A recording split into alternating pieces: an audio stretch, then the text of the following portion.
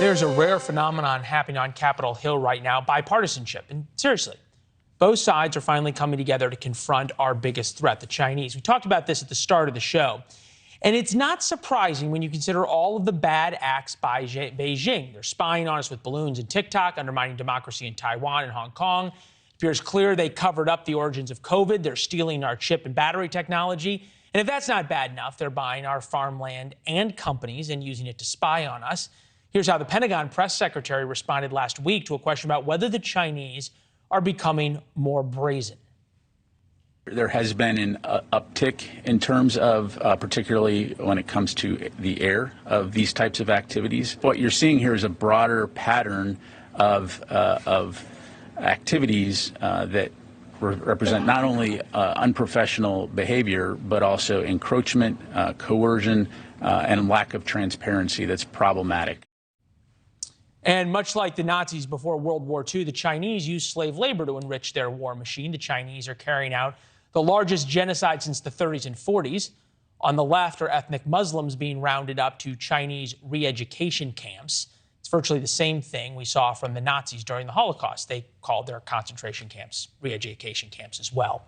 Joining us now, Tyler Merritt, retired Army captain, now owner of 9 Line Apparel.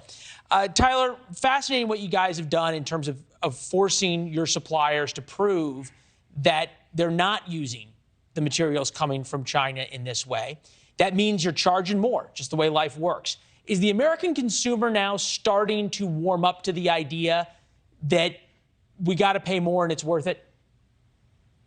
Hey, you just spoke about drug cartels. No one can argue that there's not a demand for cocaine. It's right, wrong, and different. As my background is try to stop it. You have to stop the demand. There is no demand for slave cotton. There isn't. I talked to all of my customers, and that range from Bass Pro to Black Rifle to, my direct consumer customers. But my industry, I purchase blanks from a distributor. This specific distributor I'm talking about is S&S Activewear. This distributor sold me products of manufacturers like Hanes and Bella Canvas and one other manufacturer I can't name because I'm under non-disclosure.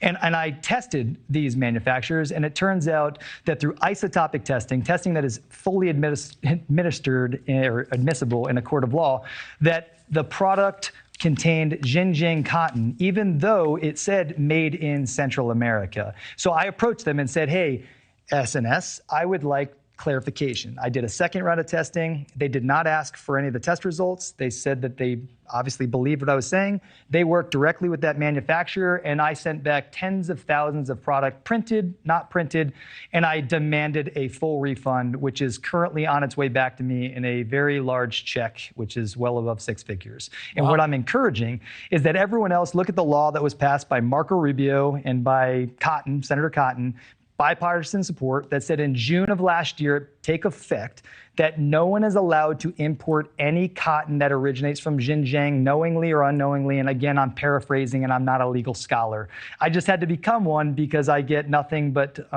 threatening litigations for having this conversation. There's a part of this that has followed public opinion, right? Politics is always downstream of culture. The culture in America is starting to turn against the Chinese, which is a good thing. Americans more concerned about China than Russia. 61% of U.S. adults extremely or very concerned about global security threats from China over Russia. You were in the military. You now have seen the shift of the threat right now that's coming from China.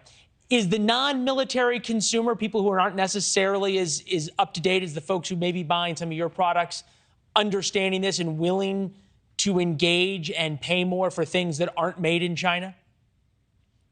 I think people are trying to stick their head in the sand and say that they're not a threat, but I spent the better part of my adult life as a member of the special operations community, very tied into financial warfare, biological warfare, actual warfare, and I'd say it's a form of financial warfare, right? If we become overly dependent on the Chinese manufacturing slave trade, it diminishes what I'm doing here. I've spent the last decade trying to grow cut and sew manufacturing, right? This hoodie is made in the US. I'm proud of that. This t-shirt is made in the US or made in Central or South America of ethically sourced facilities, right? Where people are paid a living wage not a minimum wage or no wage, right? So we're talking about there's two factors here. There's a moral aspect, right? The people of Xinjiang are being put in prison for being Muslim. That is it. And China has not denied it.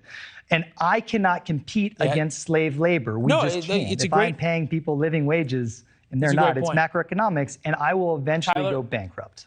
Thanks for watching. Go to newsnationnow.com to find NewsNation on your television provider. And don't forget to subscribe. Click the red button to get more of NewsNation's fact-driven, unbiased coverage.